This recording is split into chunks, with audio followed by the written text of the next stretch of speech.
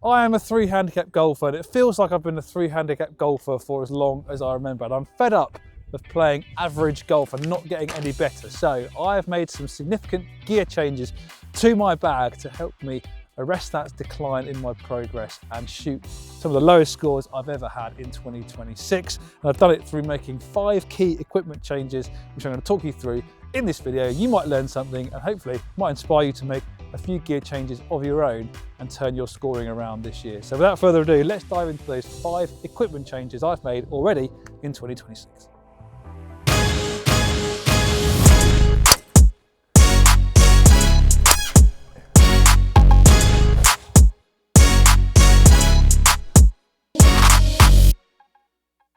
Right, now the first thing I've added to my golf bag in 2026 is a higher-lofted driver. Now I was lucky enough to go to TaylorMade's HQ in Carlsbad, the Kingdom, and get fitted for the new QI 4D driver. And what became apparent during that fitting was clearly I'm not able to move the driver as quickly as I used to do. Now this is no slight on TaylorMade's aerodynamic claims, this is more my body telling me it's entering its 40th year and those days of swinging it at 110 miles an hour are long gone. So while I used to play a 9.5 degree driver, sometimes a 10 degree driver, I got fitted into the core model QI 4D and in a 10.5 degree lofted head set on the standard. So clearly I'm getting more loft than I was accustomed to, and as Dwayne, my fitter, reminded me during the fitting, loft is your friend. I think more golfers than you think might benefit from playing a little bit more loft, especially when you consider the core heads these days, in a lot of different brands, not just TaylorMade, do tend to offer a little bit lower spin than they used to. So you can afford to play a little bit more loft to get that optimum ball flight of high launch, low spin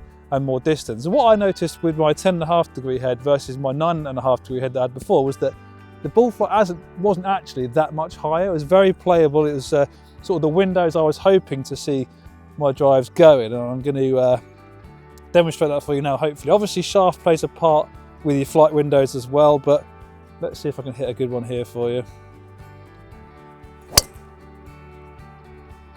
Nice. Well, it's pretty much straight down the middle, not much deviation there. I'm really happy with that one. So hopefully you saw that on the flight there. Wasn't too high, wasn't too low. It was at that perfect sort of flight window for a driver. So while I haven't actually gained that much distance switching into this new driver, I've definitely noticed an increase in my accuracy. I'm finding a few more fairways. I've been playing a lot over the winter, and those sorts of shots sort of down the middle of the fairway have become, thankfully, a little bit more frequent, which I'm really happy with. So first change, high lofted driver, definitely something more golfers should consider. Gives you a little bit more control over where the ball's going, and with that lower spin profile, so a lot of these heads these days might just unlock a little bit more distance as well. Now the second change I've made to my equipment this year already is using ribbed grips. As you can see here now, a ribbed grip, for those who are not familiar, is a grip that has a ridge or a spine running along the back of it. And the idea with a ribbed grip is it just gives you a sense of where your fingers are positioned on the grip, and it allows you to do that on a more consistent basis. So you're feeling it in the same part of your fingers every time. Now me specifically, I've gone for the Golf Pride Align grips here in the MCC +4, and I have to say I was a skeptic when it came to ribbed grips. I've never really liked the feeling of something sticking into my fingers when I'm holding the club, but decided to give the Align grips a try when it came to sort of trying to arrest the decline in my iron play. And while it felt a little bit uncomfortable at first, over time that I did seem to get used to that feeling, and I definitely noticed an improvement in obviously positioning my hands in a more consistent place, and that feeling of confidence you get over the ball when you know that you're holding the club in the same way every time is actually sort of quite invaluable. You look at people like Scotty Scheffler, who is very meticulous about how he holds the club, and he has that special training grip to make sure that he holds the club in exactly the same place every time. That's one of the secrets behind his consistency, especially when it comes to his irons and his wedge play. He's make sure he's holding the club in exactly the same way, in exactly the same place every time. And I think an Align grip is a really good place to start with that. You know, if you haven't played Align grips or ribbed grips in the past, having something like this, which is quite a subtle ridge, it's a good entry point into this sort of design. Obviously, Golf Pride has recently launched the Align Max, which has a more pronounced ridge on it, and I did try that, and that felt like a bit too much of a step change for me from going from no rib to quite a pronounced rib. So this is a sort of a nice middle ground. It gives that sort of subtle ridge in the ends of your finger, or the sort of the middle of your fingers, and just gives you that reminder of where you need to be feeling it in your fingers every time, and that for me out on the golf course has led to, I would say, a couple of things. The first being slightly more better ball striking and also slightly more consistent start lines, especially with my irons. I was really struggling with my irons and sort of the direction they were going in. But I'd say my dispersion has tightened up a little bit with my irons, and I tend to be striking the ball a little bit better as well. So definitely something to try.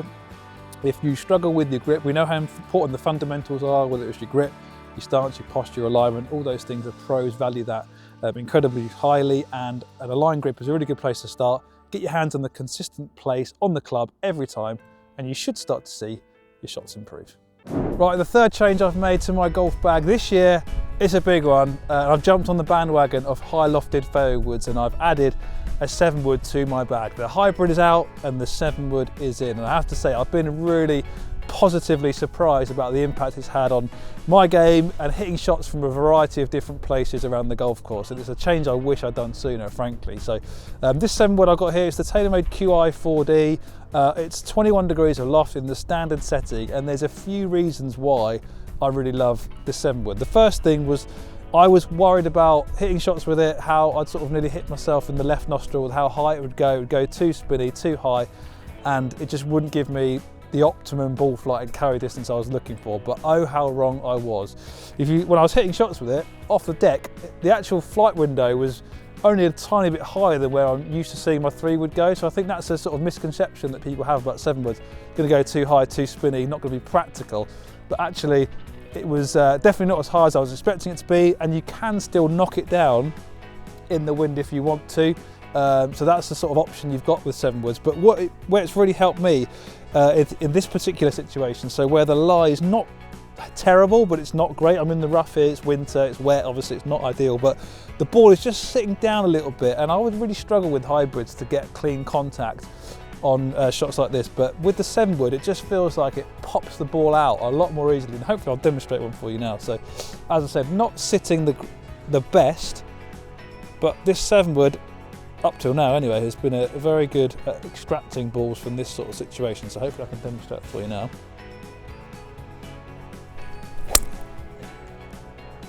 Pushed it a little bit, but a very clean contact, I have to say. And actually, distance-wise, it's pretty comparable with where my hybrid is. So my hybrid was going about 216 carry on average in the Golf Monthly Performance Lab, and the 7-wood, when I tested it, was going around 220. So a little bit more distance, but not too much. But with the 7-wood, you're also getting a lot more stability and forgiveness, so a little bit more help on those off-center hits, so those distances are a bit longer and they're a little bit more consistent. But then also, crucially, you can use it off the tee as well, so if the hole is a little bit tight and you want something that's a bit of a fairway finder, the 7-wood is going to give you that option if you need it.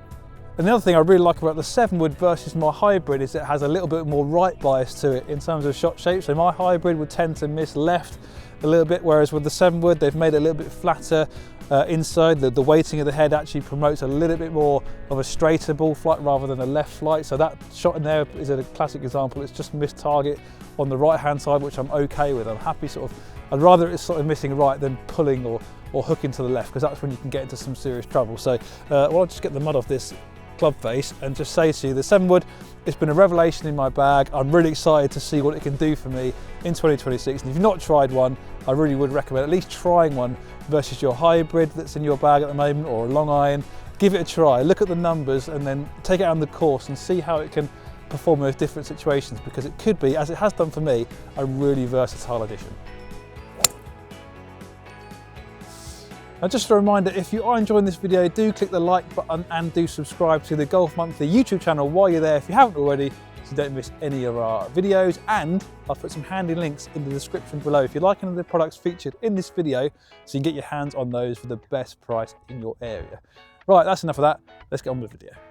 Now, the fourth change I've made to my golf bag in 2026 is a set of fresh wedges. Now, I've been pretty skeptical about how often golfers actually need to change their wedges over time, especially in the winter. You sort of get a full sense of security of actually balls are stopping quite quickly because it's soft, so you maybe think that you don't need wedges, but it all will become apparent, I'm sure, to you in the spring and the summer months when chips start running away from you and you're persisting with those old wedges, and it's going to start costing you shots around the green. So I've gone for some new wedges. I've got the new Titleist Vokey SM11s. They look absolutely fantastic. What I like about what work you've done here is they've not changed too much in terms of the design and the profile of them. It's a like-for-like swap for me from my SM10 straight into my SM11s, because actually when you sort of inspect your wedges, or your current wedges like I have here, there's definitely, these aren't actually that old. I had them in the bag since March 2024, but you know, that's nearly 2 years, and they're definitely starting to show signs of wear and tear, which is something you need to be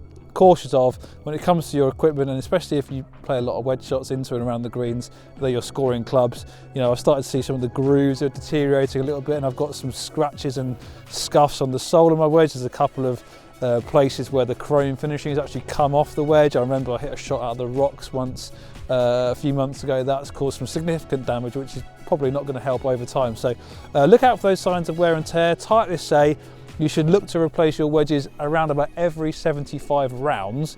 So I've played about 50 rounds with these, but I practice quite a lot with my wedges. So if you're someone who is a serial practicer with your wedges, you might find that your grooves are deteriorating a little bit quicker than maybe other golfers out there, and that's why you should consider more of a faster switch into some new wedges. I've got a pretty straightforward shot here, which hopefully my new wedge I'm about to demonstrate, and just before this golfer arrives on the green, hopefully going to chip one nice and close. You might notice a little bit extra bite. It's got nice and pin high, and with a fresh set of wedges, more spin around the greens, especially when the ball's sitting down. You can be a little bit more aggressive with your landing spots, and hopefully get up and down a few more times when you're really short-sided and you've not got a lot of green to work with. Right, and the fifth and final equipment change I've made in 2026 is the biggest one. It's the one that's had the most positive impact on my game, on my scoring, and that is switching to a golf ball with a stripe design on it. Now, you might have seen a video I did a few months ago testing no line versus a stripe, and while the line came out on top, I definitely had the most amount of confidence with using the old TaylorMade TP5X stripe in that particular example, and I've persisted with this since the start of the calendar year, and it's had a massive impact on my putting. I feel so much more confident over those, it's those sort of short putts from 4 to 8 feet where I've seen it have the most impact, and especially putts that are quite straight, where you start over the ball second guessing yourself about the read.